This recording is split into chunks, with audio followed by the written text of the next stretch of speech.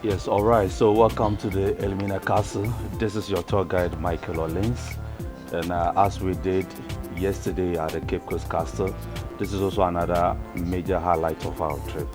Elmina Castle is where we are now, and we are lucky to have in our midst the best tour guide when it comes to Elmina Castle. His name is Alex. He's going to take us through the tour, and I will personally recommend him. Anytime you come to Elmina Castle, remember to look for Alex. He will give you that best of tour of Elmina Castle. Stay glued on your seat and let's learn something from Alex. Alex, thank you. Thank you. You're welcome to Elmina Slave Dungeon, as we prefer calling it, Elmina Slave Castle. This is the first structure to be put up by the European along the coast of West Africa, built by Portuguese in 1482. Basically, the Portuguese were here for two main reasons. They were here to trade and also to spread Christianity. And the record showed that the way that they were getting gold gave them an impression that gold mine could be found over here. So they named this place Elmina, meaning the mine. This one was later corrupted to mean Elmina. But it's important to remind ourselves that it wasn't like the Portuguese had discovered this place and then named it. We had lived here for several centuries before they came, meaning that we do have a name for this place. Now here is called Anum Mansa, meaning inexhaustible water supply. Now they put up this very structure in 1482. The idea was to use this to protect the traders, to protect the trade. So initially, all the rooms that we have on the ground floor, this was meant as warehouses or storerooms. But in the early parts of the 1500s or 15th centuries, when the transatlantic slave trade began, these warehouses were converted as slave dungeons. It is important to know also that Portuguese were here for 155 years. Close to 110 years was used for slave trade. In 1637, this was captured by Dutch, sold to the British in 1872. Now, Portuguese and Dutch basically used Elmina Castle basically for slave trade. Now, British were here purely on administrative purpose. It is also instructive to know that British had used Cape Coast Castle for over several centuries for the same trade. However, they were here during the colonial period until we had our independence in 1957, led by Dr. Kwame Nkrumah. 1960, we became a republic, and that was the time that we asked them to go back home. So that's it. We're not going to see the other places. So Borden led me through to the female dungeons where over 400-500 women were packed for 3 months in such horrific manner, waiting for shipment.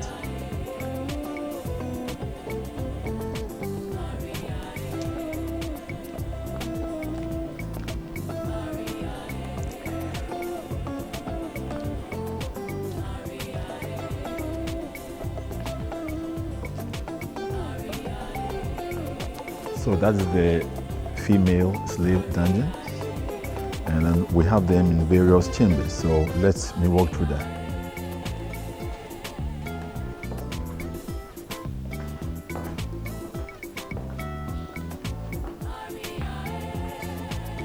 Starting from this very chamber is the first of its kind, where about 400 women were held. And at one time we talk of 1,000 captives in the dungeons, and this number does not include children below 10 years. Now, this very dungeon we are yet to see has over 100 women being held in here on the ground floor. There were no toilets, no bathrooms. There is another one also.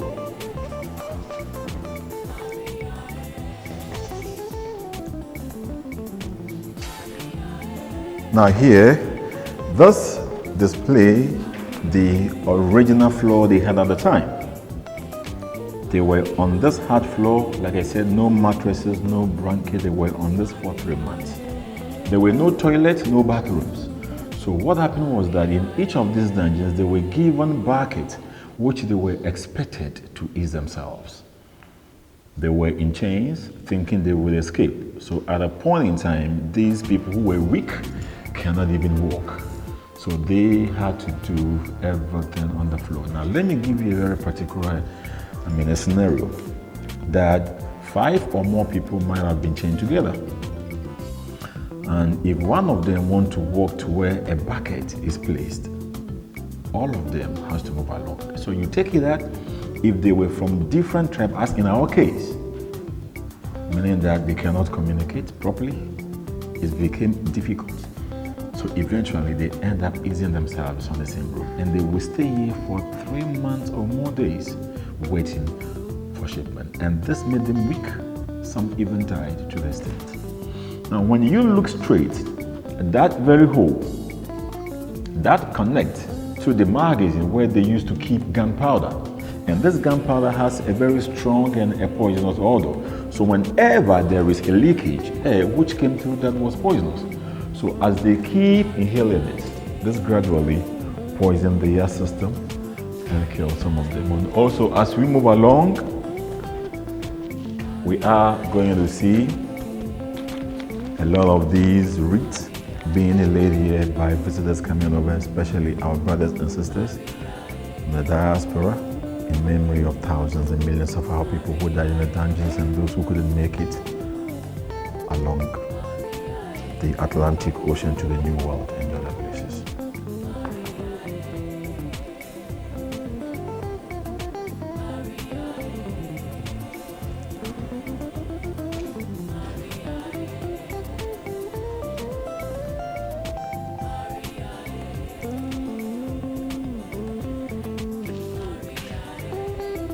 It is also important for us to know that Europeans at the time never came along with their women. So they were sexually abusing their female captives.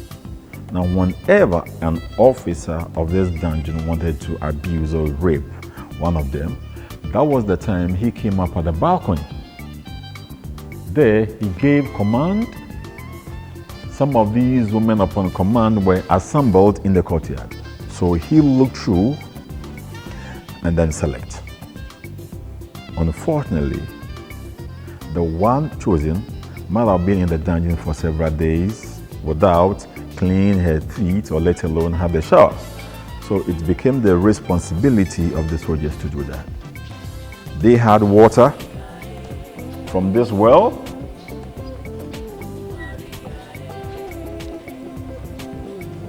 They fetched this one to bathe the woman. They are chosen bathe in the open, and after she was sent through this entrance, there is a staircase to the governor's quarters. Due to that, some became pregnant, and these pregnant ones were sent outside the country. So after having these babies, some years later, these kids were brought back. They were for the Europeans, and the mothers then became domestic slaves as well.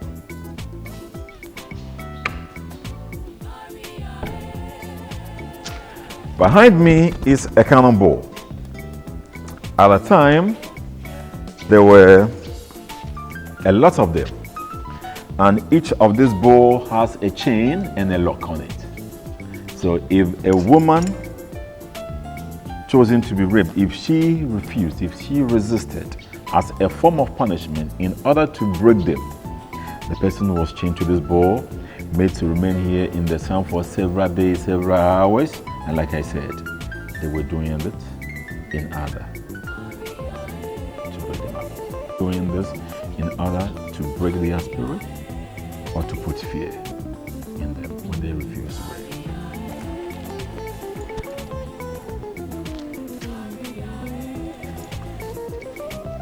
We are taking the stairs to the governor's quarters, where a captive being chosen by a governor was taken to be raped.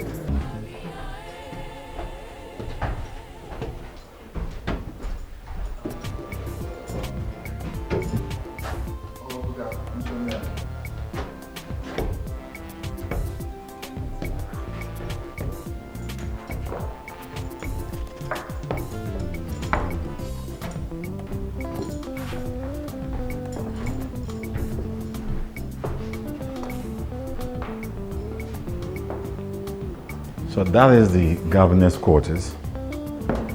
He has a whole space for him, a very large space for himself.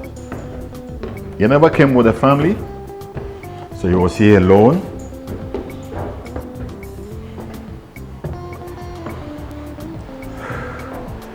This is how spacious it looks. Well ventilated. Additionally, he has 2 more living rooms.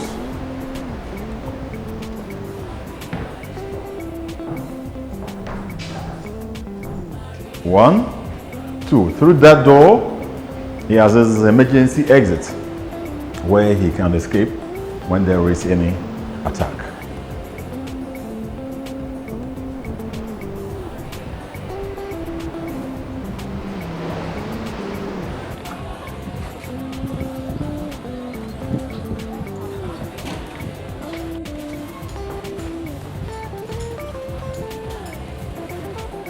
In the main courtyard, Portuguese had their church.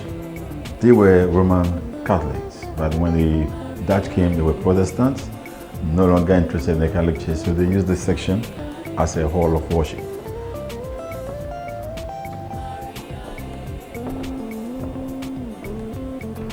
So that was the Dutch Reformed Church. When you look up there is an inscription taken from Psalm 132, and it says, Zion is the Lord's resting place forever and ever.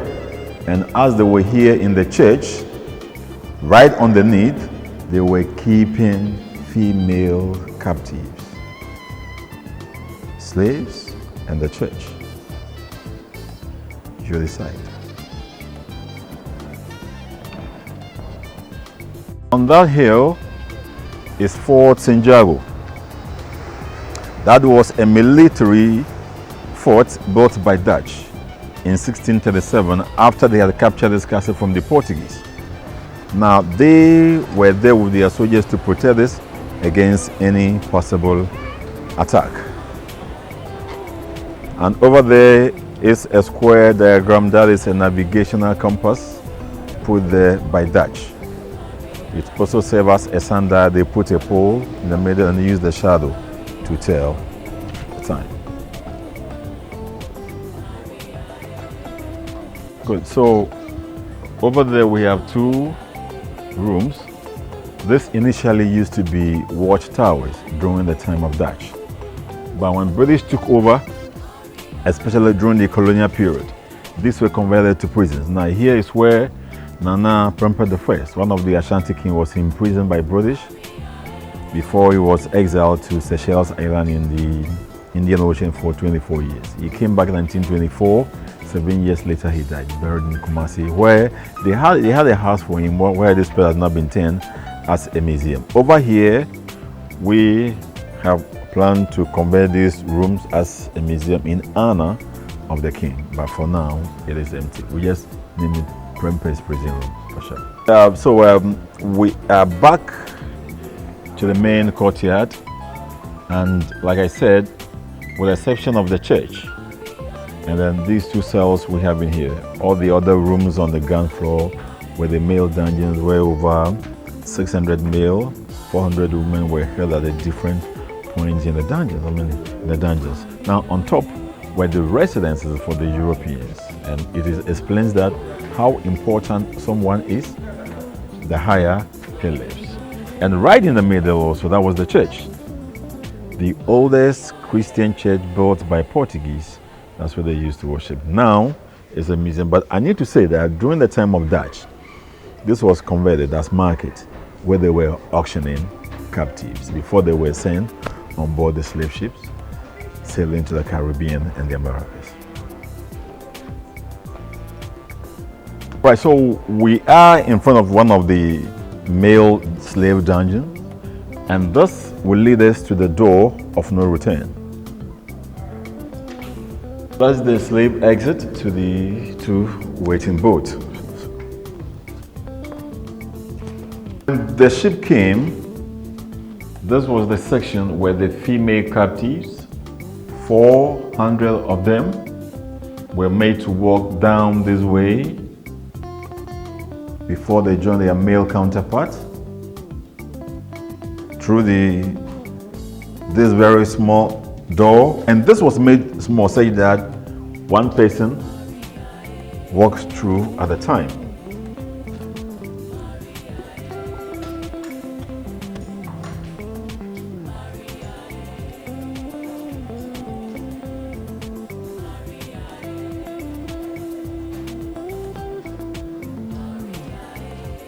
That is the door of no return,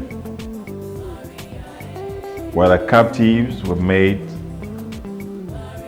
to pass before they get on board the slave ship. Initially, when Atlantic slave trade had not started, this was much wider from these two ends.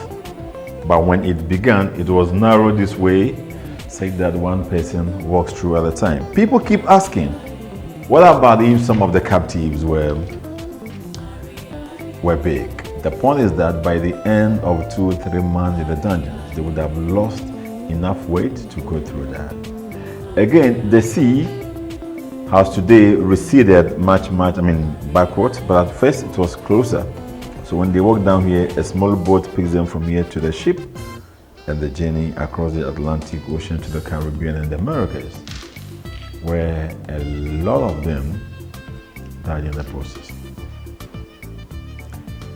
The number of people who died during the journey cannot be compared to those who died in the dungeons en route to the place, because most of the slave ship who left couldn't reach their final destination. Today, thousands, hundreds of our people are now back home. So instead we say the door of no return now is the door of return, because your presence gives us hope. Your presence tells us that our people who were taken have finally seen the light, and today they are back to the motherland.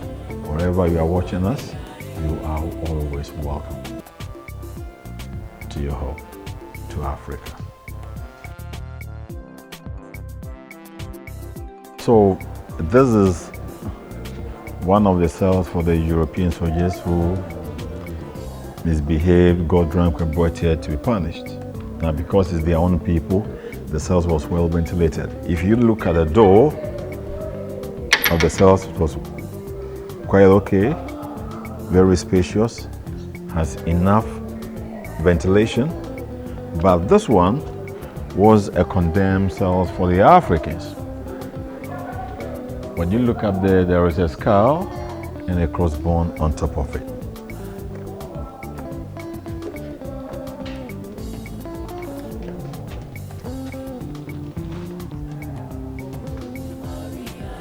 So when it is closed, that's how pitch dark it was. No ventilation. So that is the only source of light and air. So those who were held in here were given no food, no water, till they die. And all the dead bodies in the dungeons were thrown in the sea.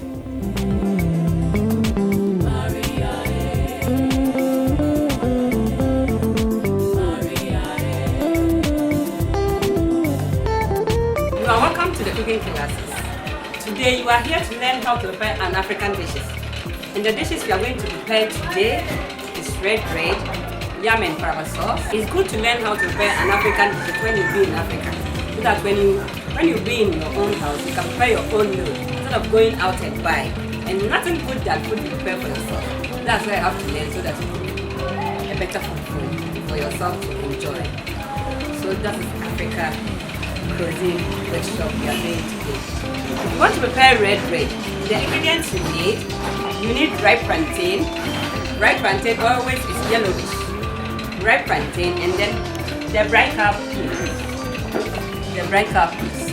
I cook it already. You wash the bright cup peas. You don't soak it before you cook it. You wash it with salty water and cook for 30 minutes to be done. Sometimes it depends the fire you are using. So anytime if it is 30 minutes, you have to wait and check whether it will be on 15 minutes. Because we have Africans don't cook for 30 minutes. So if you use the gas stove, always you have to get in and check. Otherwise, you burn your beans. You can use vegetable oil to fry the plantain, vegetable oil to prepare the dry cow peas. Together, we call it fried plantain and bean stew. It's not red bread because we didn't use the palm oil. Unless you use the palm oil for the both, it's called red bread. And then the next cooking is yam and palava sauce. The yam and palava sauce. If you want to prepare the yam and palava sauce, you need yam. Yam is on the ground plant. You need yam. and it's brown and yellowish. And we have cassava too. So sometimes people think the yam is cassava. No, the difference is cassava have brown and pink color, and then yam have brown and yellowish color. That's yam. So the palava sauce is go with the yam. So that's the spinach to prepare the palava sauce. And local name of spinach is called contombre. When you go to market, if the person needs you and you go and stand there and tell them, I want some spinach, they won't understand you. So it's better to know the local and then the English. So if you want to prepare the palava sauce, you need the contombre or spinach. And then pumpkin seed powder, ground pumpkin seed powder. Ground pumpkin seed powder. And then same fresh tomatoes, onion and ginger and garlic to prepare the palava sauce. And then you go with palm oil. The palm oil. Palm oil to prepare the palava sauce. And then if you want to prepare and granule soup, the ingredients you need non-ripe plantain, it's green. Non-ripe plantain and then cassava. You peel the skin off and then you cook together and you pound the plantain first. Because the reason why we pound the plantain first, when it gets cold, you can't pound it. But cassava, when it's cold, you can pound it. So you just pound the plantain first and then you mix it with your cassava. We get the iron from plantain and we get carbo in cassava. That's why we just want to balance the diet. That's why we mix the plantain, iron and the carbo together to get our food. And then the peanut soup. The peanut soup or granule soup, I have peanut butter. I made it myself. Peanut butter. And then I have the chicken because tourists used to know how to chew the chicken that we use the fish stick. Sometimes they don't like it. So I use chicken. And then peanut butter. And then aubergine or garden eggs. And then fresh tomatoes, onion, ginger, fresh tomatoes and onion. You boil it for 15 minutes. The garden eggs and fresh tomatoes and onion and chili. You boil it for 15 minutes. And you put it in your blender or the African blender you use. Use this one. That's the African blender. So you put it in and then you grind it. You grind it this way. That's how you grind it. This is onion, tomatoes and chili. We have green and red chili. So we grind it together to becoming paste.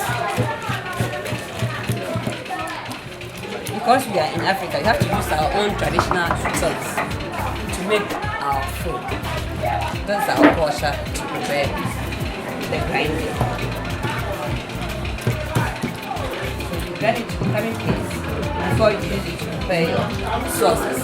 First of all, we are going to start with the ripe plantain. So you wash it in salty water. The reason why we wash it in salty water, the ingredients, we bought it from public markets. And public market, a lot of fries and then dust. So anytime you buy something from public market, you have to wash it in salty water to purify it before you cook with it, or to purify it before you keep it in your fridge. And then purify water to cook. We Africans used to our tap water or running water. Because you are tourists, you are not used to our water. That's why we use purify water to cook the meat.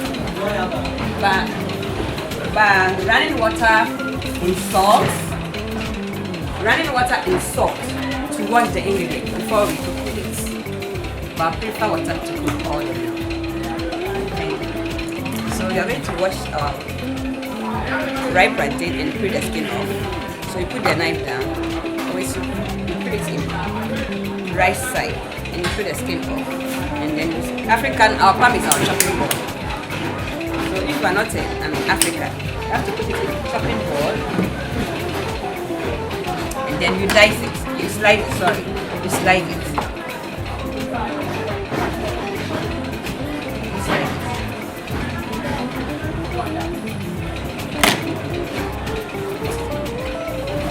But if you are in Africa, this is how we do it.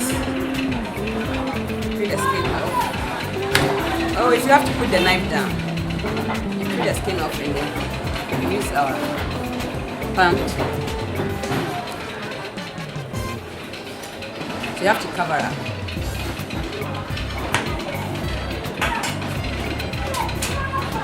And then we are going to set our fire because some of the ingredients are ready to cook. So we are going to set our fire. So we have to light our crock pot. So we have to use the African. Everything is an African. So you have to use the African stove. This is the African stove. The name of the stove is called cooking pot or crock pot. Cooking pot or crock pot. That's what you call it. So that's the polythene. Instead of using the poly bag and throw it away, the profitable is to use it to set fire instead of using the crock pot to save some money. So that's how to set it.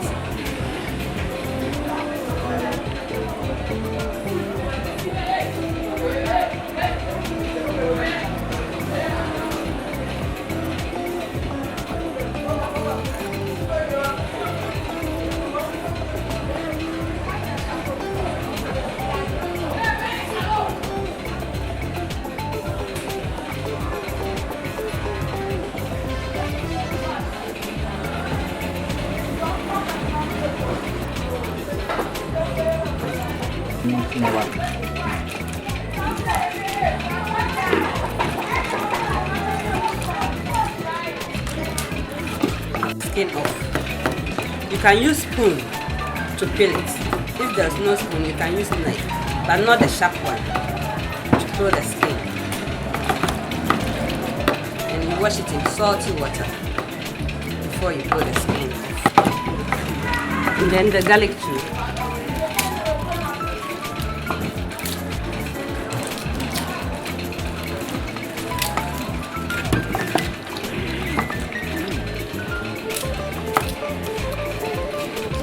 The garlic too, you put the skin off. You wash it in salty water before you put the skin.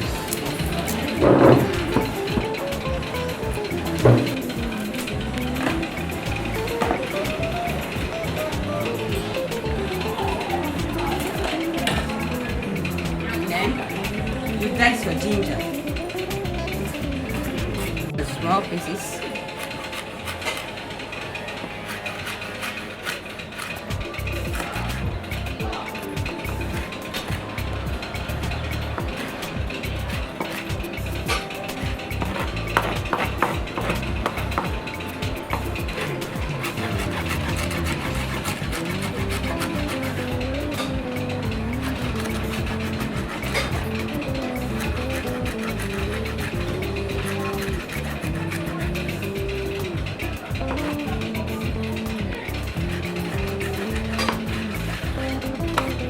Small pieces, and then we put it aside.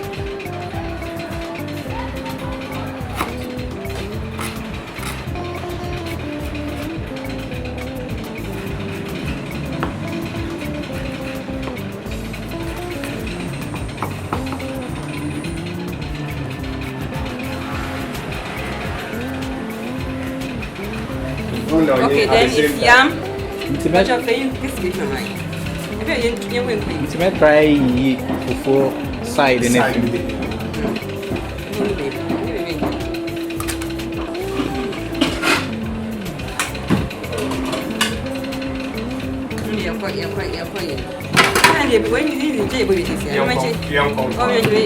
Then it's time to peel the yams. So the yams.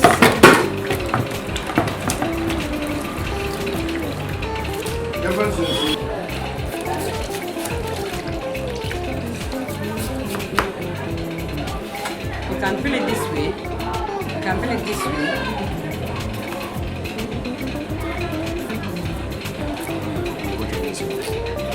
You can peel it this way.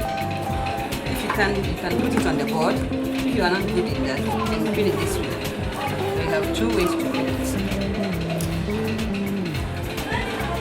Put it on the board. And always you have to see that it's peeled, the water is on fire. Because and then you add the yams.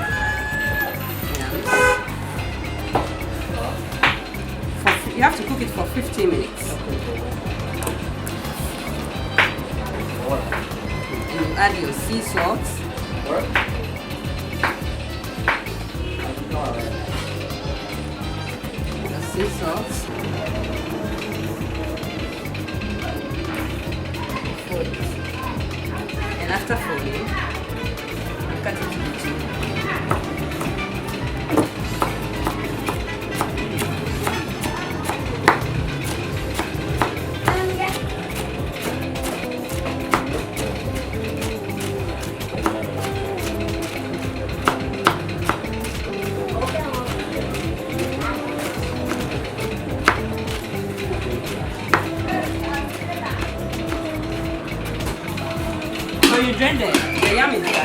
We drain the water out.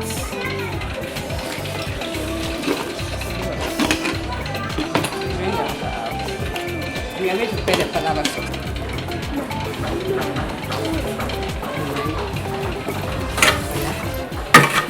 What's that?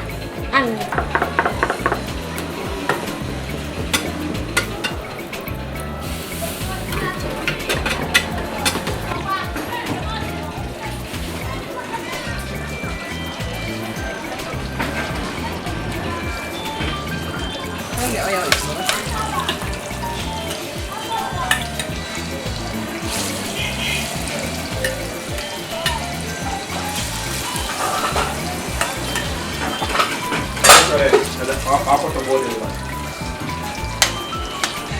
and because it's sweet sauce, you have to add a little water to melt the salt. To melt it. And then you put it with the plantain to give it taste.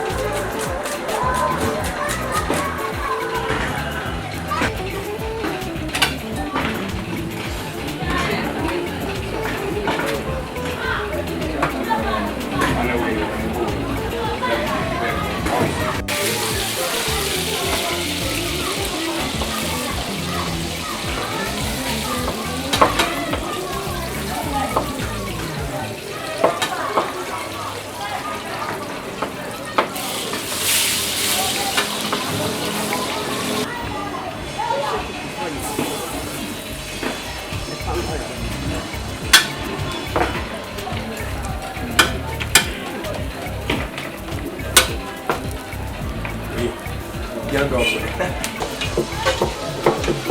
are frying the Vegetarian flour.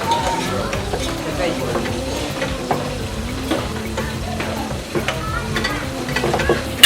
And then you add half teaspoon of curry powder.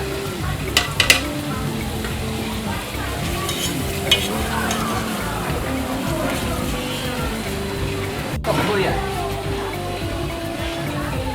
Good shrimp boya. Shrimp boya.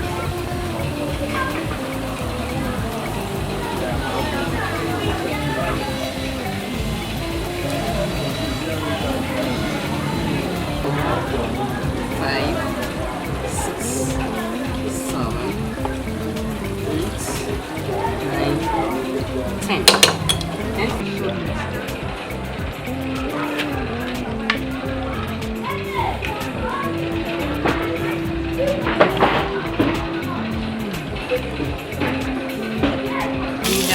One of garlic.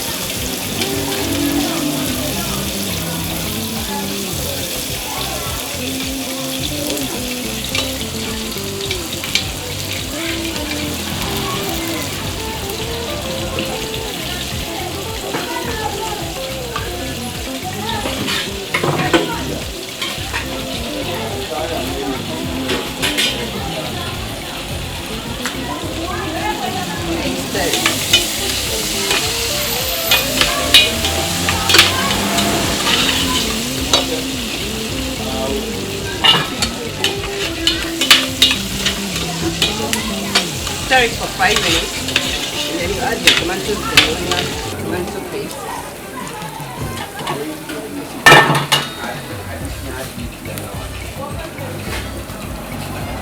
It's 4 teaspoons of tomato paste.